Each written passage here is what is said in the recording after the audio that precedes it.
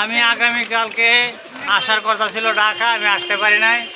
আজকে আমার একটা বাইকনার মুসলমানি অনুষ্ঠান দাওয়াত ছিল, আমি দাওয়াতটা খাওয়ার জন্য গরুর গোস্ত দিয়ে বিরিয়ানি ভাগ করছে। এই কতজন শুনছি। আমি তো আইলাম সন্ধ্যার গাড়িতে, আয়া পড়ছি 12টার গাড়িতে, কারণ সন্ধ্যার গাড়িতে আইলে আমি আর খাইতে পারবো না। এই জন্য আমি 12টার গাড়িতে আয়া পড়ছি। আমি তারাই থেকে মিরপুর আসতে আমার 700 টাকা খাওয়া গেছে, এরপর আমি বিরিয়ানি খাওয়া চাচ্ছি না। এই জন্যই আজকে বোন বাইক নিয়ে মিরপুর থেকে পশুক্ষেত বউ বাজার গেছি বিরিয়ানি খাওয়ার জন্য। বিরিয়ানি খাইলাম, খাইটা আবার খাইটা মিরপুর চলে আসলাম। আমরা কোনো কর চাই নাই, যারা এইভাবে বিরিয়ানি খাইতে পারেন ওরা বিরিয়ানি খাওয়া যায়। এই যে আমার মামা আছে, দেন এই যে মামা, আমার বিরিয়ানি খাওয়ার জন্য পাগল, এই জন্য সাথে নিয়ে গেছি, বুঝছেন।